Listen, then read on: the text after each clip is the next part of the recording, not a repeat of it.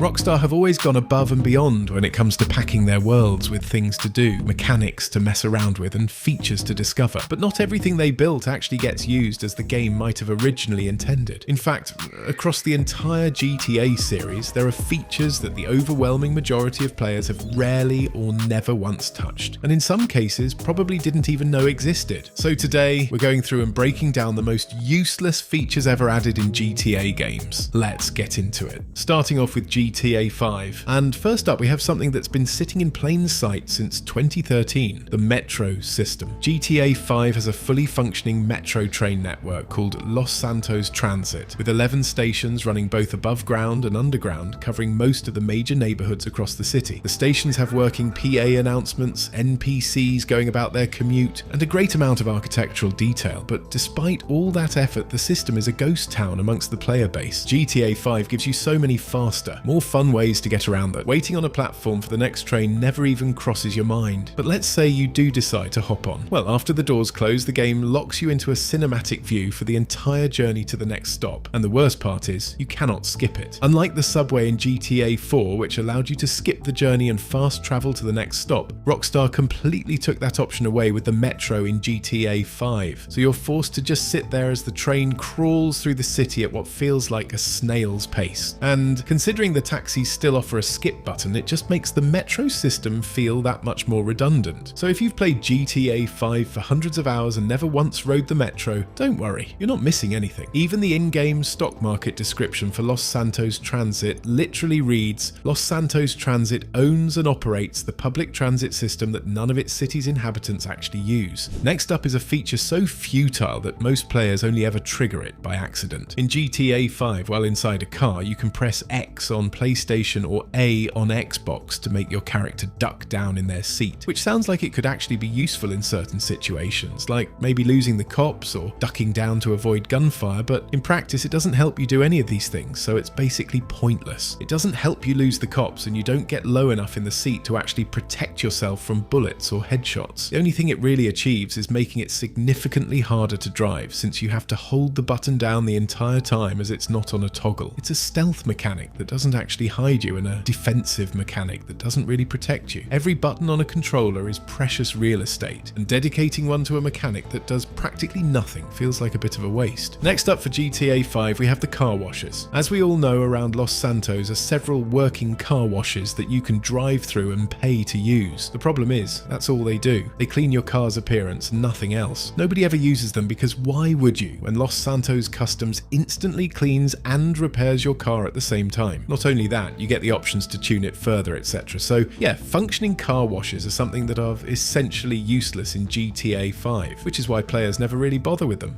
Next up, we have the yoga side activity. After completing Did Somebody Say Yoga, widely regarded as the worst mission in the entire game, Michael unlocks the ability to do yoga at his house, or up at Mount Gordo. Now, besides being the most boring side activity ever introduced in a GTA game, it serves almost no purpose outside of that one story mission. The only reward for sitting through 3 minutes of the most mind-numbing activity in the game is a little bump to Michael's special ability stat, along with a few others such as his strength and lung capacity, stats that'll level themselves up naturally by just playing through the game. Next up, we have the body armor tiers. In GTA 5, you can walk into any ammunition and choose from 5 different tiers of body armor. You've got super light, which grants you 20%, light, which grants you 40%, standard, which grants you 60%, heavy, which grants you 80%, and super heavy, which grants you a full 100%, ranging in price from $500 all the way up to $2,500. The idea sounds reasonable enough, but the reality is nobody buys anything other than the super heavy. I mean, why pay $500 for a measly 20% armor when $2,500 gets you the full bar? Everything in between super light and super heavy is even more pointless since the price gap is smaller, and in a game where you're pulling off $1 million heists, $2,500 is pocket change anyway. And lastly, for GTA 5, we have the hunting side activity. Exclusive to Trevor, hunting is unlocked after completing a couple of missions for Cletus, a hunting fanatic Trevor crosses paths with early in the game. Once unlocked, you can head out to the one single designated hunting area in Chiliad Mountain State Wilderness, but only between sunrise and sunset. Once you're there, the game hands you a sniper rifle with unlimited ammo, an animal call to lure wildlife, and sends you out in the wilderness to track and kill elk, coyotes, boars, and mountain mountain lions. The problem is everything feels very half-baked. For a start, the payouts are abysmal. A coyote earns you $10, a bird earns you $10 also, and even a perfect heart shot on an elk gets you $100. So in an average session of hunting, you'll earn a maximum of a few $1,000, only to get one shot by a mountain lion while you're trying to take a photo to send to Cletus and spend $5,000 on hospital fees, losing everything you've just earned and then some. The gameplay loop gets repetitive fast as well. It's just shoot, take a photo, send to Cletus, repeat. Rockstar already built one of the greatest hunting systems ever, with Red Dead Redemption, with skinning, crafting, realistic animal behavior, having the ability to sling a carcass over your shoulder and onto your horse and all the rest of it. So by comparison, hunting in GTA 5 just feels that much more pointless when Red Dead Redemption exists and does everything 100 times better. Moving on to GTA 4, and first up we have the ATMs. Scattered around Liberty City are a number of interactive ATM machines that Nico can walk up to and use. When you first discover one, you'd be forgiven for thinking you could do something useful with it, except all they actually do is display how much money you currently have. That's literally it. There's no sort of depth to them whatsoever. Your balance is already permanently displayed in the corner of the screen when you press down on the D-pad and in the pause menu. So the ATMs are showing you information you already have access to at all times through a method that requires you to physically walk up to a machine on the street. It's world building for the sake of world building, and probably the single most pointless interactive feature in the entire game. Next up we have the coin-operated binoculars. Spread across various spots around Algonquin and South Broker are these fixed coin-operated binoculars that cost $1 to use. All they do is give you a pretty limited view of whatever happens to be in front of them. The zoom on it is underwhelming, and because they're fixed in place, you can barely turn with them. The views you get from them just aren't that great either.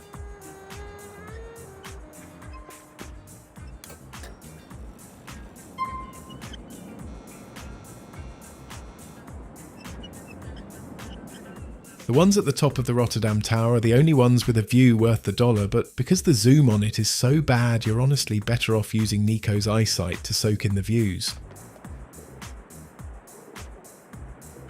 Next up we have the Sky Car, GTA 4's cable car. Running along the Algonquin Bridge connecting Lancet in Algonquin to Colony Island, the Sky Car is one of those features that seems like it would be a decent addition on paper, but in the actual game most players never even use it. Once you board it, you get locked into a cinematic camera until the ride completes, and it won't operate if the player has a wanted level. So the one scenario where the cable car could have actually been interesting, using it to escape the police, is blocked off entirely. So yeah, the cable car is definitely one of the most useless features inside of Grand Theft Auto 4. Be honest, how many times have you actually used it in your playthroughs of the game? Next up we have the fire department. In GTA 4 you can call the emergency services, and for the most part they do what you'd expect. The police show up looking to eliminate any threats, the ambulance service will treat you back to full health. But the fire department is a different story entirely. You can call them, they'll show up, but then they'll just leave without even attempting to put out any flames in the area.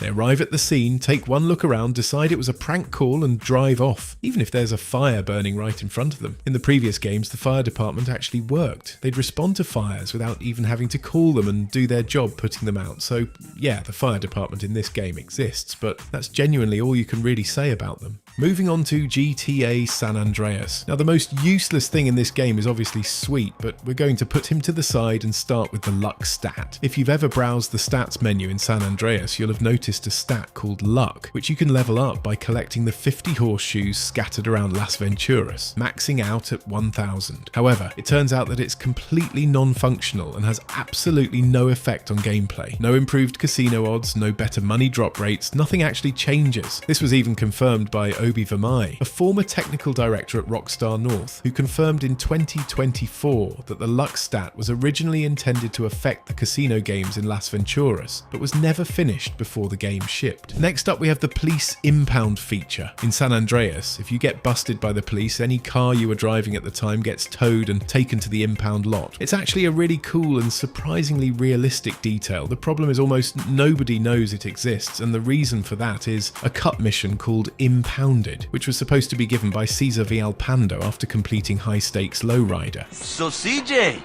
let's see your wheels. Ain't nothing special, just, you know. Chale, let Cesar work his magic. I'll make it special. Hey, where is it? What the f? I thought you said your ride was here. Oh shit, it's been towed. What? Oh my God. No. Damn, what's the matter with this city? They always towing people's shit.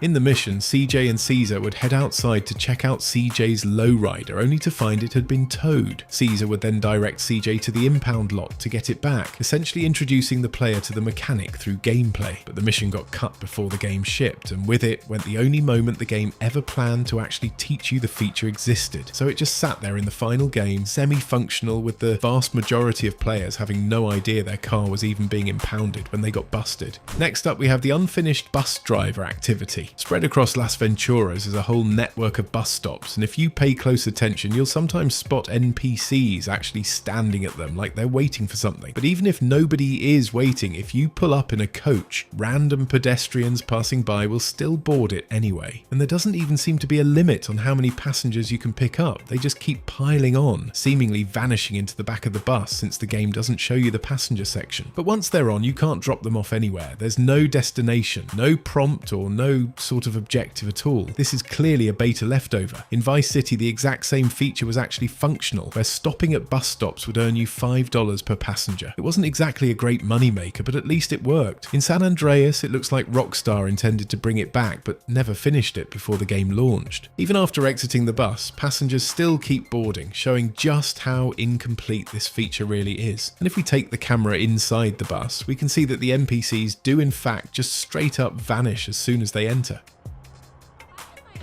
Next up, we have the Gang Wars system in the early part of San Andreas. After completing the mission Doberman, CJ unlocks the ability to take over enemy territory in Los Santos, attacking Barlas and Vargos turf and winning it back for Grove Street, building up the family's presence across the city. It's one of the most satisfying mechanics in the game. However, the issue is that the moment you complete the Green Saber, every single territory you've just fought for and taken over gets wiped. CJ gets exiled from Los Santos, and Gang Wars are locked until you return much later in the story during Homecoming after you pick up Sweet from jail. And then to trigger the final mission end of the line, you have to reclaim it all over again. So any time you spent taking over territory before the Green Saber mission was completely wasted. A lot of players would spend hours grinding through Gang Wars, taking over 80-90% of the map, constantly defending their turf from counterattacks, only for all the progress to be reset after the Green Saber. Now onto GTA Vice City, and first we're starting with the Keepy Uppy Beach Ball minigame. In Vice City are a handful of red, white and blue beach balls that randomly spawn in various locations, but they're mainly found in the mansion swimming pools on Starfish Island. If you walk into one, it launches into the air and the minigame begins, where you have to keep the ball off the ground by positioning Tommy underneath it to bounce it back up with his head. There's no reward for doing it, it's not required for 100%, and the game never once tells you it exists. The only acknowledgement that it's even there is a high score counter in the very long stats menu. Even if you do stumble across it, it's one of those things you mess around with for a couple of minutes tops and never think about again. Still, it's better than yoga. Next up, we have 8 Balls Auto Shop. Located in Viceport, 8 Balls is a car bomb shop where for $500 you can have your vehicle fitted with a remote detonated explosive. And unlike in GTA 3 where the bomb shop was actually used in story missions, in Vice City there are no missions that ever require you to use it. It's entirely optional. And the problem is that Vice City gives you so many other ways to blow things up. Rocket launchers, grenades, molotovs, a flamethrower, so paying $500 to rig your own car with a bomb you then have to get out of before detonating is never really the most practical option. On top of that, the shop itself is in a location that's completely out the way from everything and has no marker on the map, so unless you know it's already there, you're unlikely to come across it anyway. And lastly, for GTA Vice City, we have Ocean Beach itself. Now, the beach is obviously a big part of what makes Vice City feel like Vice City. And of course you need a beach for that Miami vibe, but when you look at how much landmass it takes up compared to the rest of the island, it starts to feel like a lot of wasted space. As you can see, Ocean Beach is roughly as wide as the whole city sitting next to it, some parts even wider. In real life, South Beach, which is what Ocean Beach is based off of, is a much thinner strip running alongside the city, nowhere near this girthy. So, in game scale, it feels like less of a beach at that point and more of a desert. Also, the further north you go, the emptier it gets until you reach the very top of Vice Point, where it's almost completely completely dead. Vice City is technically a bigger map than GTA 3, but so much of it is sand and water, it ends up feeling smaller than it should. And finally, moving on to GTA 3, up first we have the car dodge mechanic. By pressing the jump button right as a vehicle is about to hit you, Claude will dive flat onto the ground to avoid it. While it looks like a cool cinematic stunt, actually trying to implement this into your gameplay is completely ineffective. Once you hit the ground, it takes nearly 5 seconds to get back up, leaving you completely immobile and wide open to other traffic, enemies, or anything else going on around you. The timing window to trigger it is also so precise that most attempts just end in getting hit by the car anyway. A single jump or sprint in any direction does the job far easier. It's never mentioned in the manual or taught to the player at any point, and the vast majority of people who played GTA 3 went through the entire game without ever knowing it existed. And honestly, they were better off for it. Next up for GTA 3, and you already knew this one was coming if you've played it, the Dodo plane. After completing the mission Grand Theft Aero, the Dodo becomes available at Francis International Airport, and it's the game's one and only flyable aircraft, a tiny plane with its wings almost entirely clipped. Rockstar actually confirmed that the Dodo was never really meant to be flown at all. It was just a fun Easter egg that players went crazy with when they figured out how to get it airborne. And getting it airborne is an ordeal in itself. To get at least a few seconds of flight time with this thing, you have to accelerate down the runway until you reach a certain speed to where you'll see sparks coming from underneath the plane, or until you hear the propeller scraping along the ground, at which point you release and hope for the best. Once you're up, the slightest overcorrection sends it into a stall and straight back down. The Dodo became infamous because of how brutally difficult it is, as players were essentially trying to master a plane that was designed to fail. And that's going to bring us to the end of the video. If you learned something new, drop a like and don't forget to subscribe so you never miss out on any more GTA videos like this one. Until next time, peace.